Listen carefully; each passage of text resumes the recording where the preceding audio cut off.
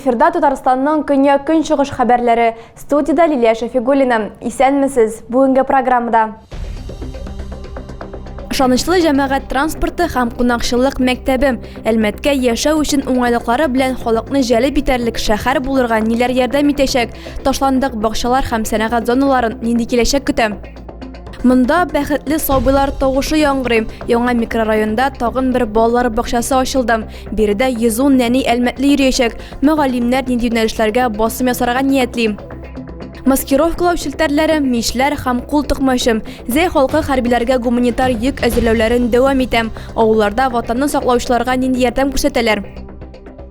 Әлмәттә район һәм шәһәр советларының йомгаклау сессиясе узды. Ул Татарстан Республикасы рәисе Рөстәм Миннеханов катнашында үтте. Җыелыш башында 2022 елга нәтиҗәләр ясалды һәм киләчәккә планнар корылды. Хәл итүне таләп иткән проблемалар арасында кадрлар кытлыгы, җәмәгать транспорт өлкәсендәге кыенлыклар аталды. Шулай ук спорт ягыннан сәләтле балалар өчен интернат, кунакчылык мәктәбе булдыру һәм перинаталь үзәк буенча эшне алга этәрү буенча планнар да яңгырады. Әлмәтләргә уңайлырак яшәү өчен ниләр кирәк? Әлмәт муниципаль районы советының 25-нче хисап сессиясе һәм шәһәр советының 24-нче утырышы Татарстан Республикасы рәисе Рөстәм Миннеханов катнашында узды. Доклад белән район башлыгы чыгыш ясады. Ул нефть каласын үстерүдә төп максатны билгеләде. Әлмәт халыкны җәлеп итүче шәһәр булырга тиеш. Моның өчен бар булган өстенлекләрне кулланырга һәм җитешсезлекләрне юк итәргә кирәк. Кунакчылык өлкәсен үстерүдә мөһим. Заманча кунакханәләр булдыру зарур.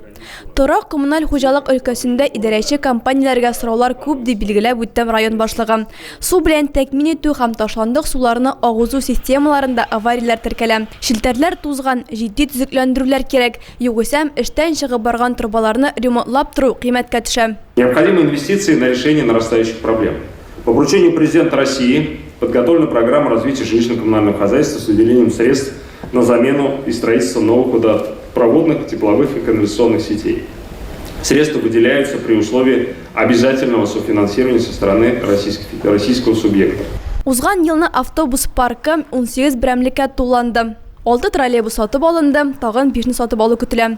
Әмма транспорт йөртүчеләр җитмәү проблемасы бар. Ләкин ул башлык сүзләренчә кыска вакыт эчендә хәл ителергә тиеш. Татнефть компаниясе тарафыннан Әлмәт районының бюджетына 2022 елда 1 миллиард сумнан артык акча юнәлтелгән. Иҗтимагый проектларга 25 миллиард сумга якын акча бүлеп бирелгән. Наил Маганов районда туучылар санының түбән булуын төп проблемаларның берсе дип атады. Аның фикере буенча, көнчыгышта яңа югары технологияле перинаталь үзәк төзү әлеге хәлне уңай якка чишәргә ярдәм итәргә тиеш. Нефтьчеләр, эшчеләр кытлыгы белән дә очрашкан. Икътисади экологик фикерләүчеләр, цифрлы компетенция белгечләре җитмәү мәсьәләсе кискен тора. Шуңа күрә булачак һөнәрчеләрне тәрбияләү мәсьәләләре белән кечкенәдән шөгыльләнү мөһим. Балалар бакчаларында Татнефть һәм балачак проекты тормышка ашырыла.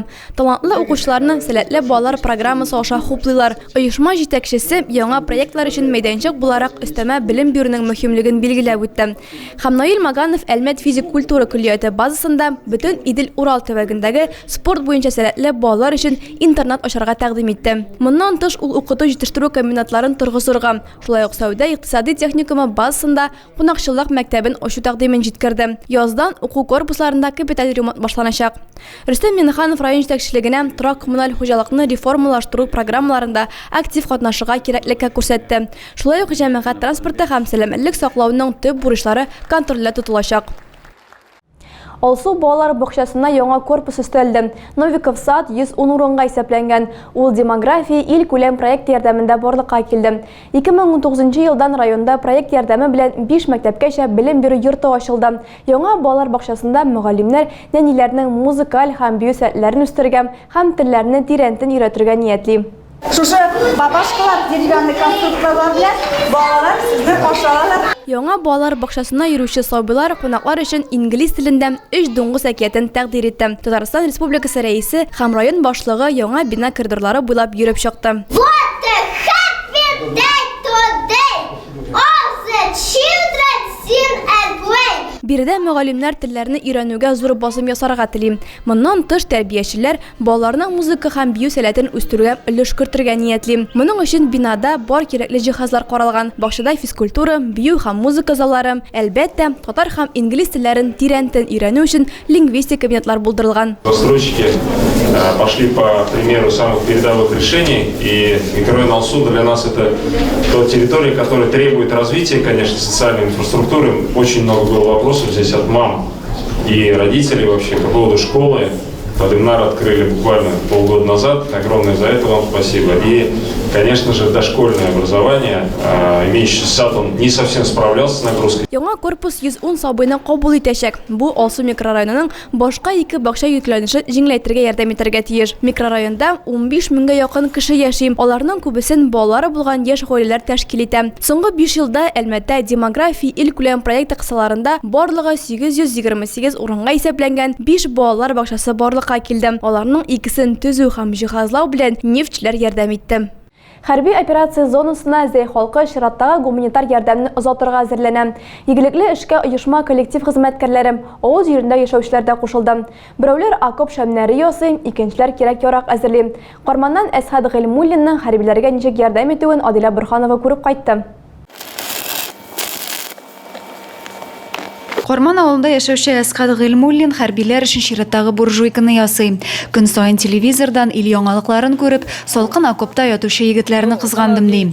Ничек булса да ярдәм итәсе килгән аның. Кул астында булган тимердән җылыткыч мишә ясап карарга уйлый ул. Туңмаган солдат әйбәтрәк сугыша бит инде. Туңгач ул кеше уза эффект булмаганнан. Шул бияләйләрен, иләрен киптерсеннәр өчен, җылынсыннар өчен. Моңа кадәр эритеп ябыштыручы булып эшләгән остага миш ясауның бер авырлыгы да табылмый. Икенчесен авылдашы китергән тәгәрмәч дискларыннан эритеп ябыштыра. Буржуйка өстенә махсус җайланма да беркетелгән. Анда хәрбиләр юешләнгән бияләй оек башларын киптерә алачак. Эритеп ябыштыру эшенә яшьләрне дә кушылырга ди. Шын күңелдән тотынсам, бер көндә берне ясап була. Мин 2 көндә иде, мин пенсионер бит инде, абиттасың мин бик эшли алмыйм.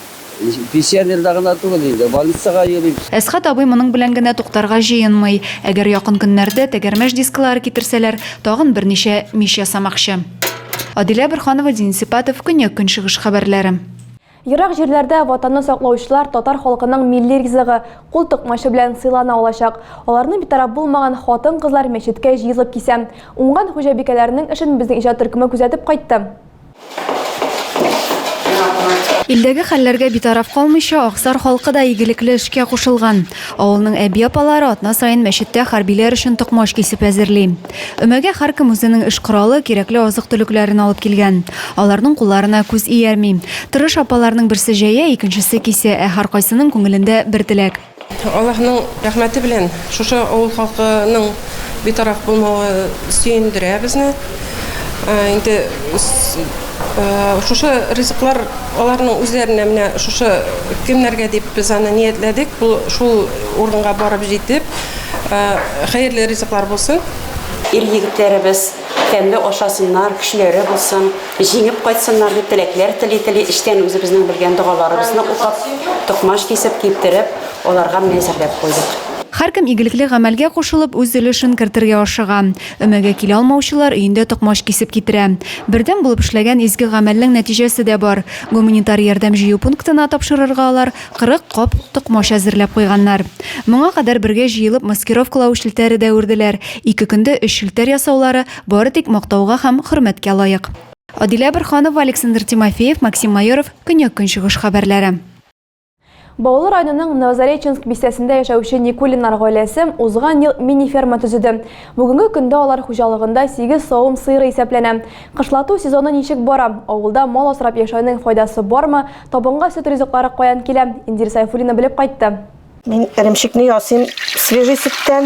Зөлфия Никулина яңа сауган сөттән шулай тиз генә сөт ризыклары эремчек, катык ясый, коймак аертып куя. Хуҗабикә эремчекне аеруча җиңел ысул белән ясый. Менә әкрен генә нитә. Оеша и творог ясала. Иртәнге якта сауган сөтләрне урнаштырып бетергән хуҗабикә кичке савымга әзерләнә башлый. Сарайда аны 8 сөтле бикәсе көтә. Никулиннар гаиләсе шулай ук дәүләт программасы аша савым аппараты да алуга ирешкәннәр.